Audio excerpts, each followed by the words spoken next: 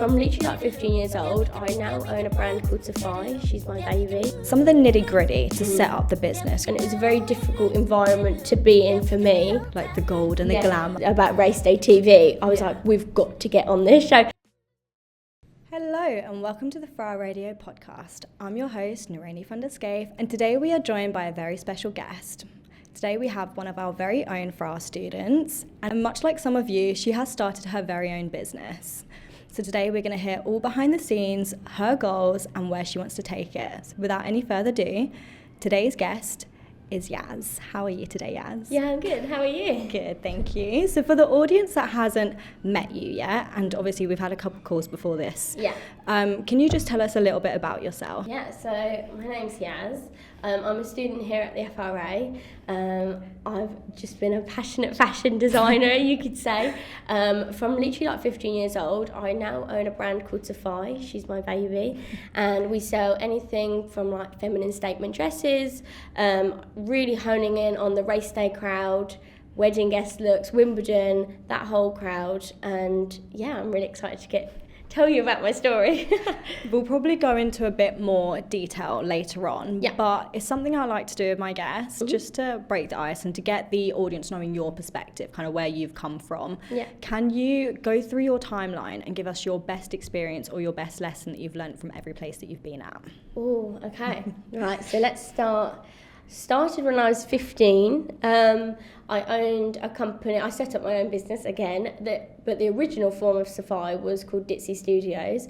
We sold these patchwork tops. I don't know if you know them, but they're like the exposed seam. I kind of not started that trend, but kind of followed on that trend. Did really well in lockdown. I was 15 in lockdown, and I needed like a hobby. And I was a Depop seller, and that went really well. Sold to customers all over the world, Australia, New York. So that's really where I got my love and knew what I wanted to do with my life. But another experience, I've done fashion weeks before. I've done a lot of interning. One thing about me is I knew what I wanted to do from a very young age, and I wasn't going to stop to get it. So yeah, I've done internships at Fashion Week, Paris Fashion Week, London Fashion Week, working with a range of designers, and I love being involved in the chaos. I think one thing it's taught me is you have to just talk to everyone, be present in the room. I think they're going to remember you the most if you talk. That's one thing I definitely learned from those experiences. But all of that has definitely led me to start Sephi and my passion for it, and I think anyone who knows me would say, gosh, she's known what she wants to do literally from a very young age. So yeah, I think that's what keeps me going, is like I know what my dream is and I'm going to get it. Definitely. On the calls that we had, you gave a little bit of your timeline as well, like you have just now. And you said like kind of May 2025 was when you looked to launch Sephi. Could you speak a little bit about your actual launch and kind of what was the beginning process, how you found your niche, you had a couple of viral dresses, just go through the whole behind the scenes. So I feel like it really started, I'm going to go back to pre-launch because I feel like that's so important to know, because no one ever sees the behind the scenes, and I must admit I wasn't great at documenting it, but I wish I did now, because I look back and I'm like, I did so much work in that point. But started November, that would have been 2024 actually, and I just applied for a new job in the industry as a part-time job. I was so excited to get this role. But I always knew I wanted to start my own business. So I started working on it behind the scenes, went to this role, and it wasn't what I expected. That's another thing I've learned about the industry. It's hard because, like I said previously, I've worked so hard to be in this industry, and I've done everything that's led me here almost. And oh my gosh, if you speak to anyone, like they're like, wow, this role's so great. But when I was actually at the role, it was very difficult, and it was a very difficult environment to be in for me. I wasn't there very long. And yeah, I think that definitely taught me and gave me the drive to then start my own brand. And I think that's an important part of my story, as I feel like I want to create a place where, hopefully in future, when I have maybe girls working for me or people working for me, I definitely want to create an environment that everyone feels I don't know, creative, and they're happy to go to work. And I think I was in a place, perhaps like January, February time, I was just bawl my eyes out before work, and it just wasn't a great place, and it really let me down. Not the industry let me down, because I don't think it's like that everywhere after speaking to people who are in the industry right now. But I think it's interesting because you hear all these great stories about fashion, but I think that's really how Sephi started. On my commute to London, I was commuting like 4 hours a day to London, which is a heck of a lot of time. So I'd be sketching and just contacting my manufacturer. I'd wake up at like 5:30 in the morning. I'd be texting her. I've built a really good relationship up with her, which I'm so grateful for. And we support each other no matter our end of our journeys, which I'm so glad about. And I know I could come to her with any problem and she'd help me and listen to me all day, blabber on. But then we launched the brand. I knew when I started Sephi, I really just wanted to create a brand that made women feel confident. I mean, looking at dresses on the market, when I love going to the races, I love going to brunches with my friends, I love going to days out in London and feeling really pretty in a pretty dress. And I just felt that there wasn't that on the market, and especially not that fit the right way, that fit around the bust right, fit around the hips right. It would always you'd always compromise one or the other, right? Yeah. And for me, I'm quite short as well, so it's been a journey definitely to find out what our niche was, and I think for me, I had to find that out a lot. And I knew I wanted to create a brand, but for me, it was about doing it really intentionally, and I feel like we've taken steps in Sephi with doing that over the last year, which we'll go into more a bit later on. But I think, and I feel like the marketing that I did for it, we released this beautiful dress which I'm obsessed with. We're going to be relaunching in summer 2026 because everyone's just still obsessed with it a year later on, which I'm amazed by, because it's like my first product. You just never know, do you? And I saved up so much money amongst my part-time job to save up for all this stock, and I was like, all my parents were like, will this work? All my friends were like, will this work? You're spending so much money. But yeah, again, like I keep saying, like, I will make something work, and I feel like people could really see that. And the marketing that I did, I really captured the womanhood and the community and who we are as a brand within that first month of launching Sephi, and I think that was so important, and hopefully we'll continue that. So yeah, that's a bit about Sephi. Thank you so much for giving that backstory. Yeah. Now for some of our students, a little insider, some of the nitty gritty to set up the business, because I know I've spoken to a lot of like the college kids, because for those who don't know the Fashion Retail Academy, we've got like a range of courses, so it's not just degree students. We've got the college students, and a few of them have actually asked me, being like, they want to set this up, they've just done a social media page, they're making a bit of money, but they want to set it up as a business. Yeah. What is some of the behind the scenes? Because obviously you've got to do a bit of documentation. Yes. So how was that kind of process? Can you take us through that? So I'm registered as a sole trader. I think that's important to know, because you don't hear about that online. It's like, it's a bit like sole trader, LTD. You never really hear about that advice. And unless it was for my parents, I would have known either. But when you set up a company, make sure you document to pay your taxes and things like that. So definitely step one, that's what you need to do, and step two is you need to register your name because that can get taken off you really, really quick. So that, I would say, two main steps. I mean, they're boring old steps and no one ever talks about it, but I'd say they're the most crucial. And there's a bit of money to behind that as well. Make sure you have a bit of savings, because they might do checks on you and things like that. Trialing out different manufacturers, suppliers.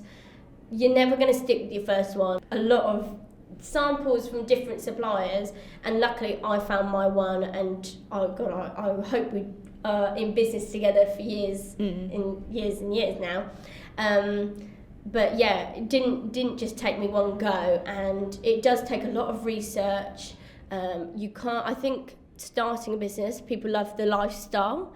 I think that's one thing. I think And I must admit, like, in honesty, I probably did too. But I think what makes you different from other people is the people who actually stay through the nitty gritty, stay through the cash flow problems, whatever it might be. Because there are going to be some really lonely times in your business. And I'd say being a founder and owning your own business isn't glamorous at all. Like, it might seem it, and you might see the money, or you might see, I don't know, someone like a Molly May in her beautiful office kind of thing, and that is amazing. But that doesn't come, if you're starting from scratch like me, that doesn't come within, straight away. Yeah, definitely not. And that takes a lot of hard work, I think. And I think, not that I believe that fully, but I would say, because almost social media distorts your perception, right? I'd say I believe that like a little bit, and it would come a bit easier, but definitely not. I commend anyone who has a social media page or just trying to like get their name out there. Gosh, it is so difficult. And I do all the social media on my own, I do the product designing on my own, and I do all the shipping out the orders as well. And I just can't commend people enough who do it. So yeah, but I would say I'd say one tip is you have to make sacrifices. I think that's a big one. I don't think people necessarily realise, they think they can have the best of both worlds.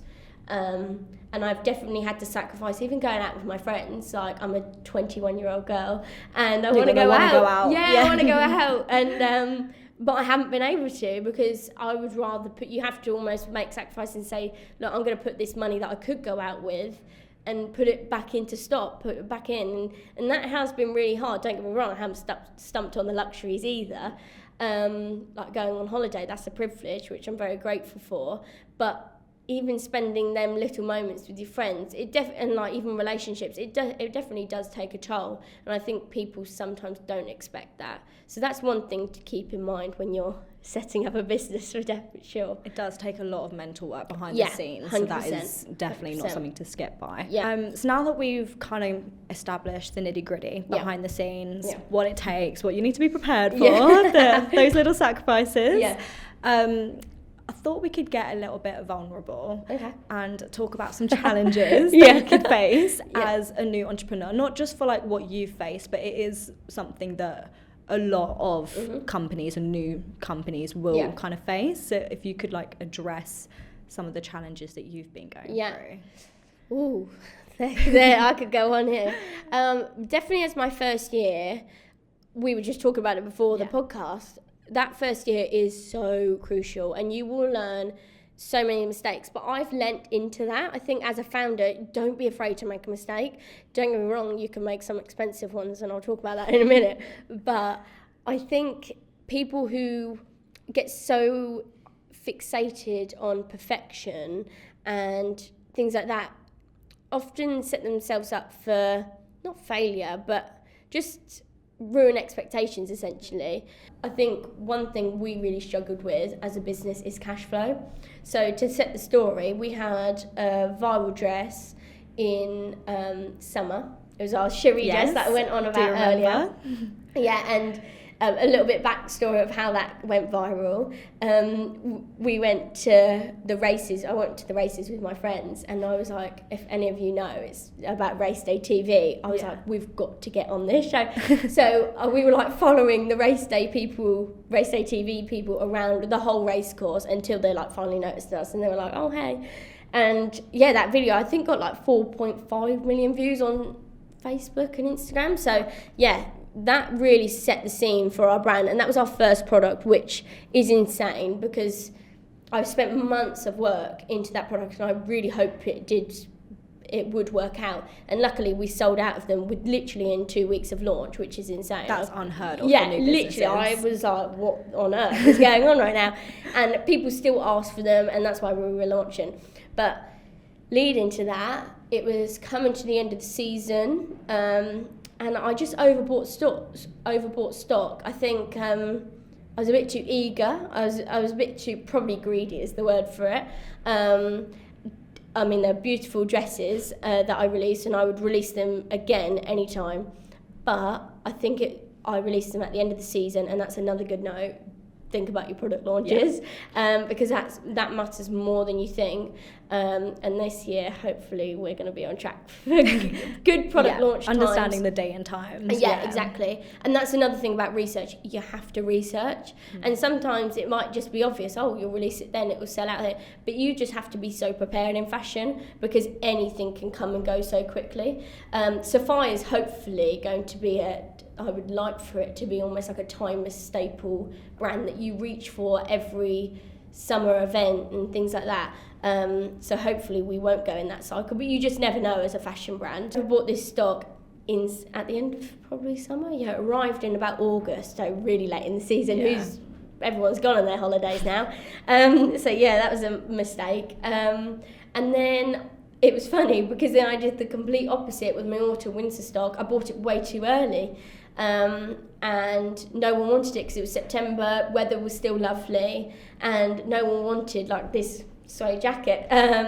So it's really hard to measure it sometimes, and you will never get it perfect in your first year, but again, it's all about learning, I think. And I've definitely learned even about product design. Again, with this jacket, I adore it and I wear it every day. I mean, I'm wearing it to uni right now. I wear it to work all the time. But it doesn't mean that that translates to someone else, right? And I don't necessarily document everything that I should. So yeah, it's hard. And I definitely designed this based on trends, not about Sephi. And I lost the image of Sephi, and I lost the image of who the Sephi consumer was and why I started the brand in the first place. And I think that is so important as well, because I lost vision. I was just so worried about getting a product out there, and I lost vision of who she was, why she bought from us. And our customers that shop with us time and time again, they love the silhouette that we do, they love the neckline that we do, they love the fabrics that we do. But this certain product just didn't hit, and that's okay, and we've learnt from it. But yeah, it's interesting how you overcome that. And we'll talk about it later, but I've definitely, it's how you bounce back, and I've definitely bounced back from this. And it's interesting to look back on, I think. So yeah. Yeah, that's definitely something that not a lot of people would need to consider, or they hadn't quite thought about that yet, because it's, especially with the times of the seasons, like a lot of companies are looking to do stuff that's all year round, so trying to time it is just, it's so getting harder and harder, especially because for the audience, I'm assuming they know already that I'm a business student as well, and it's like we had a masterclass the other day, and even they were talking about how hard it is to forecast, so trying to like really get your dates in for launch dates, it's hard to get that customer. But like you said, understanding your customer and understanding Sephi brand makes you knowing that launch would be a little bit better. The kind of going on the same thing about your customer, what is your kind of goal for the future of the Sephi customer? Where do you want to take them, and who do you think they would be? Okay, so to describe the Sephi consumer, if I could generalise her, because she's many things, but I would say she's a summer socialite.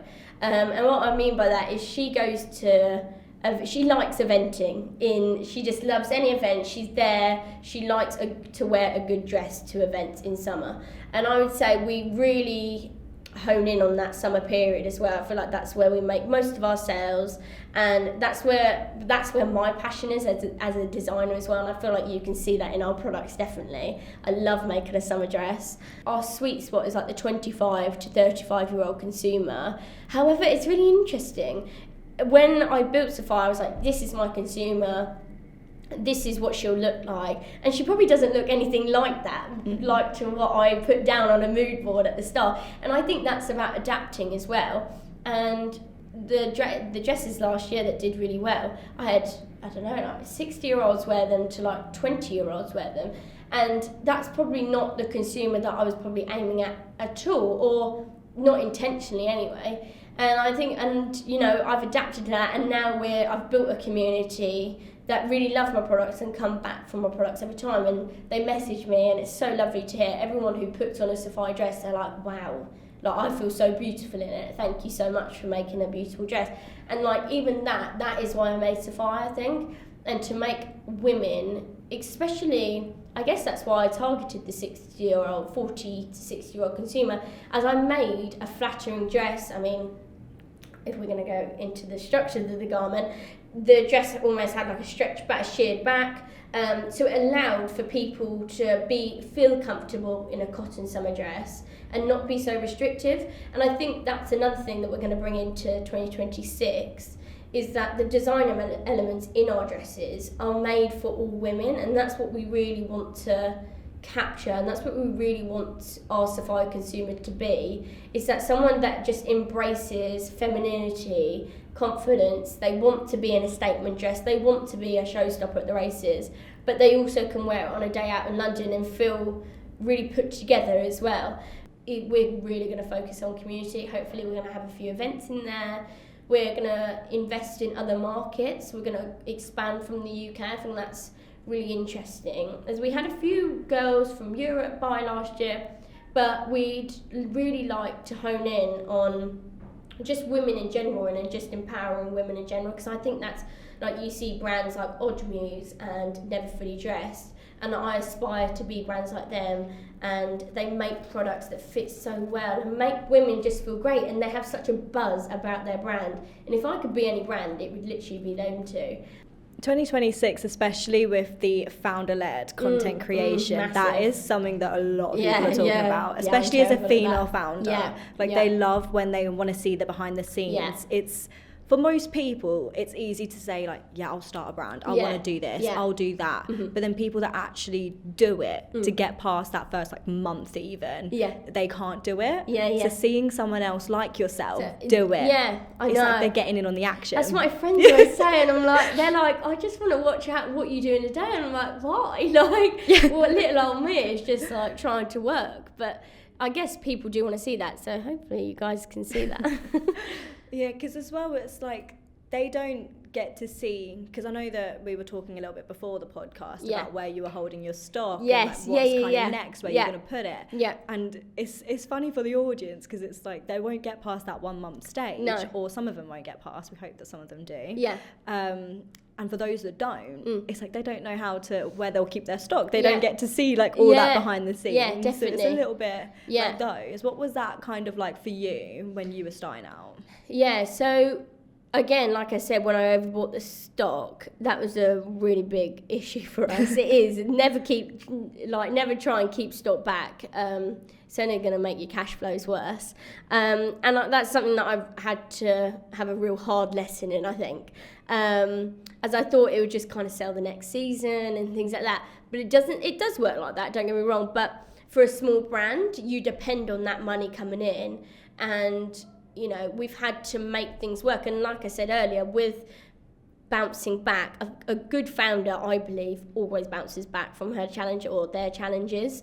And basically, so to resolve the stock issue, we put it in. I worked in this store when I was 15 years old in my hometown, and I've just started working there recently again, as the bills have to be paid still sometimes. But now our products are stocked in that store, and it's really like full circle moment, I think. But it just shows that you couldn't probably pay someone to wear this set. It was so hard to get someone to wear it, or to convince someone to buy it, no matter how much marketing I did. But as soon as it was in a store, it just flew out. And I think that's another interesting thing. If something isn't working, just pivot and try again. I mean, you can run out of options, and then you have to look at it and be like, right, the product's a problem. Or this is an issue, and we need to address this in future. But I think for something like this, it's suede. I mean, it's gorgeous quality, but you wouldn't necessarily know that from my website. You wouldn't know it because you probably don't believe that I'm a trusted seller, or you never know with small businesses. And I think that's the challenges you have against like an ASOS or a Pretty Little Thing, something like that, because they're trusted, people go to them no endless amounts, and you've got to try and convince people to come to you and shop off a website that they've probably never seen before. And no endless amounts, because you see all the conversion rates of people coming through on the website and then obviously leaving, and they've left a checkout, an abandoned checkout or something like that. And it's really interesting. I love that kind of stuff. I love the whole data thing, and I analyse that so much because I'm like, why have they left the store? But I think you have to be almost like numbers obsessed as well. That's one thing I struggled on, but that's one thing I'm hoping to do for 2026. But yeah, when you're numbers obsessed, you'll never let anything slide, and I think, and you won't overbuy stock because you're so tight on your margins and things like that. And God, all this business talk isn't for some people, and I think that's what founders don't talk about. They talk about the design, which is great. I love the design aspect, but you have to remember the finance side, the documentation side, and when you're setting up a business, try not to forget that, and try do it in a really authentic way. And just go with the flow, I would say. Any mistakes that you make, just continue and pivot. That's my biggest advice, because that's what I've had to do. But it's taken me a while to learn how to do that. I definitely didn't do that at the start. And I'm still learning every day. And that's what I love about it, because it keeps me on my toes. So you spoke a little bit about being able to adapt and pivot and kind of taking these changes as it comes. Yeah. I would say that your brand is a little bit different to a mass market brand. You wouldn't have to keep up with trends because you know who your customer 100%, is. That like, you save yourself all that stress. Yeah. What was the one big thing that you learned when it came to you learning how to pivot and making these adaptations? Like, what was the big thing that you had to kind of learn in this process? I think, being really honest, I went through like the stages of grief almost. It's hard to say, right? But you go through like a denial stage. You're like, gosh, like this product will sell, why isn't it selling? And then you almost have to, luckily I have a really good support system around me that really helped me, and I could call on any of my friends or family and they'd be at the drop of a hat for me. But they're also really good at giving me honest advice, and that's why I have a small circle that I do, is because they can say to me, especially my family, they can say, look, Yaz, this isn't working, you need to change this. And even though I don't like to hear it sometimes, don't get me wrong, I look back and I'm like, okay, that was a tough conversation to have, but thank you for that, because that's enabled me to pivot. And I think without that support system, I probably wouldn't have almost checked myself, or just took a step back from it all and realised, okay, this isn't working, let's do something different. Because you get so caught up in it, and that's another thing. And I think female founders especially get criticised online for a bit because they feel so emotional. They feel emotionally attached to the brand, and it's hard to not to get emotionally attached. And sometimes that's what my friends and family say. You have to almost separate it, even though it's your baby and you love it and you want it to succeed. You kind of have to look at it like a job, right? Like, I know some people don't do this, but when that 9 to 5, okay, in a business, when you own your own business, you'll never just do a 9 to 5, but you have to switch off at some points. And I always make an effort to switch off my phone at a certain time, or try to at least. It's hard sometimes, but you have to make that time, I think, and really just realise it's about self-reflection. I think that's all it is about. It's definitely nice to hear, because I think when you see all the glory, it kind of dehumanises a little bit, 100%. And you feel like you need to hear someone else do that and go through that and be like, no, it's not all the gold and the glamour. You're going to have those moments. Yes, 100%. But having that support system definitely is something that I can, from hearing your story, recommend to a lot of other students. Yeah. Now that we've covered everything about your brand and kind of where you've been, where you're going, the whole behind the scenes process, thank you so much for sharing that, first of all. Not many companies or not many founders are willing to share that side of the story. Yeah. So it's really nice for our students to be able to get that perspective. But for students that are looking to start their own business and that are studying and that are wanting to balance that, what was one bit of advice you wish you heard before you started your business? I think make sure you have everything set out before you launch, but doesn't mean it has to be perfect. I think that's one thing I would have liked to have heard. Not everything has to be perfect. And actually, Grace Beverley, the Tala owner, I watch all of her podcasts, and she says just get the product out first. And I think that was really, when I heard that, I think I heard that in summer last year after I launched the brand, and I thought that was just so interesting, because I almost, even though I love the cherie dress, our viral dress that we did, there's so much I could improve on. But I think that's the thing. You want to get it perfect and don't just do it half-assed kind of thing. But and put your all into it. But nothing has to be perfect. And like, you have so many people like that journey. And I think taking people along that journey of all your mistakes, of the actual reality of running a business, nothing's going to be perfect. Like, nothing is, even though it looks it on social media, it's definitely not. And I'm like, when I talk to people about the issues I've had, they're like, really? Didn't know that. And like, you probably wouldn't know that unless I opened up about it, kind of thing.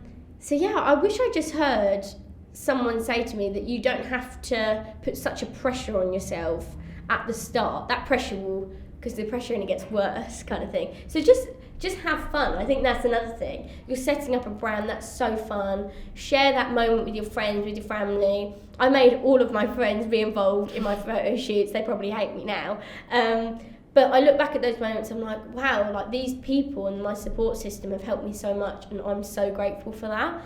And that's definitely one of the things I would recommend to people starting a business, is build that support system. Because if they don't have the family members, they're always going to have a supplier, they're always going to have someone else there. It's never just going to be no one. Yeah, and if you don't have that support system, like I said previously about always speaking in the room when you're doing an internship, whether you're doing a part-time job, even if it's just in a cafe in your local hometown, speak to people. There is nothing worse, I think, than going through life just in your own bubble. I love, God, if you knew me, I would speak to anyone. And I'm so nosy as well. So I love to hear people's stories. I love to hear what they've been through, their experiences. And I think that is what, for me, really helped me know what I want and what I don't want in life. Already at like such a young age, like people, all my friends are like, gosh, you've like got to figure it out. Yeah, you got to figure it out. But in some aspects I haven't. Do you know what I mean? But yeah, it's a hard one. But I think being present in every room definitely helps, and it builds those contacts. Fashion, I mean, it's all about contacts.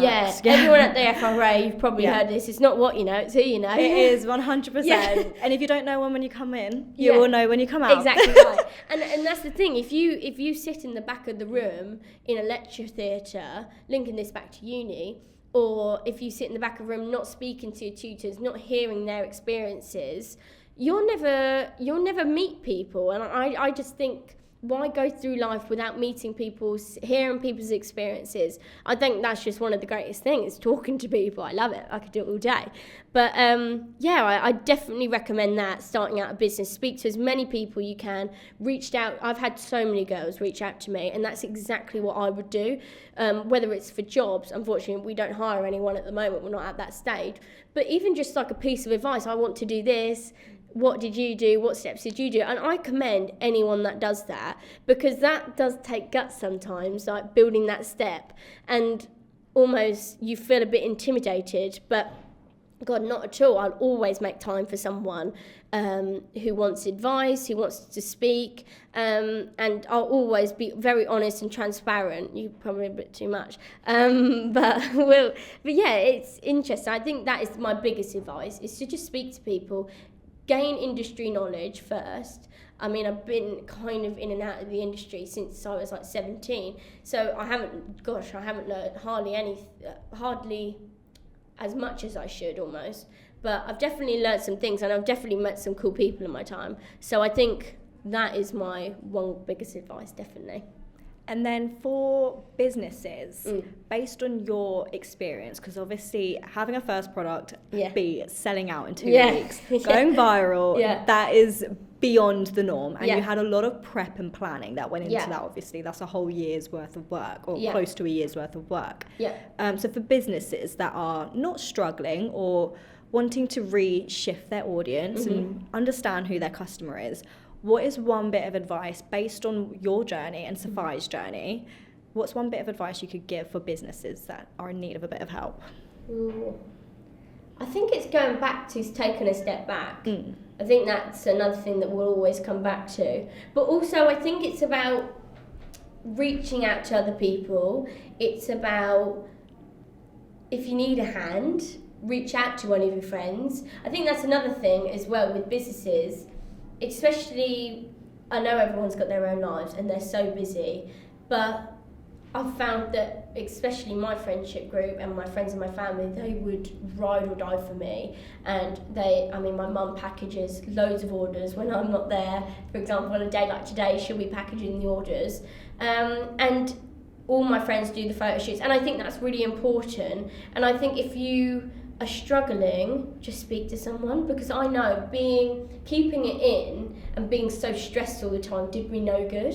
And I think speaking to my friends, even if they've probably heard the same conversation like 10 times, which my friends definitely have, but they loved it. There's always a new angle to it. But anyway, I think you just need to not be so worried and pent up all the time. Kind of building your foundation of connections before you build on kind of the strategies that you adopt. Yeah. Because you've spoken a lot about like your main strength was your community that you've built, like yes. inside and outside Sephi. Yes. Like that's, people come to Sephi and they see it. Yeah. Okay. So it's like for people or businesses wanting to grow that, if they're too mass market, they're not going to understand their customer. Yeah, that's something in 2026 that we're going to really try and do. And we're going to really try and fight for women that don't necessarily feel flattered all the time in a Zara or wherever it might be.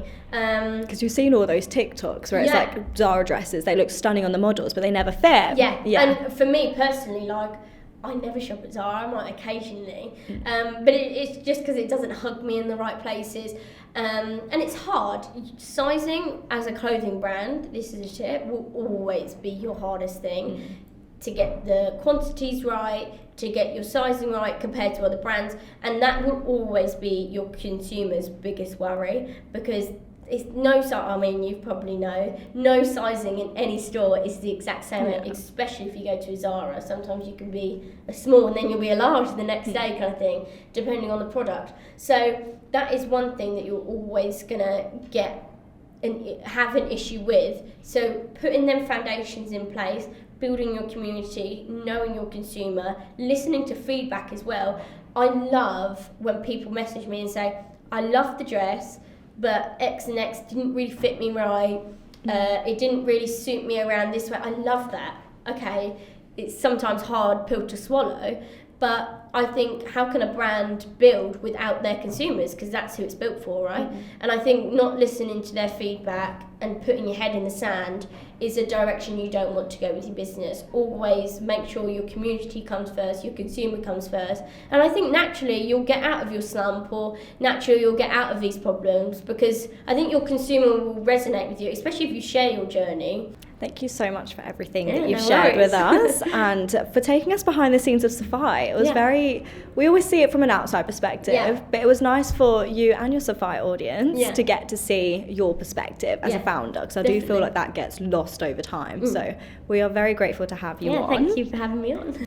So thank you everybody for tuning in to this week's episode. We hope you enjoyed listening to Yaz and her journey with Sephi and the Sephi customer. Feel free to give Sephi.uk a follow on Instagram and TikTok. As always, thank you so much for joining. We'll see you on the next episode.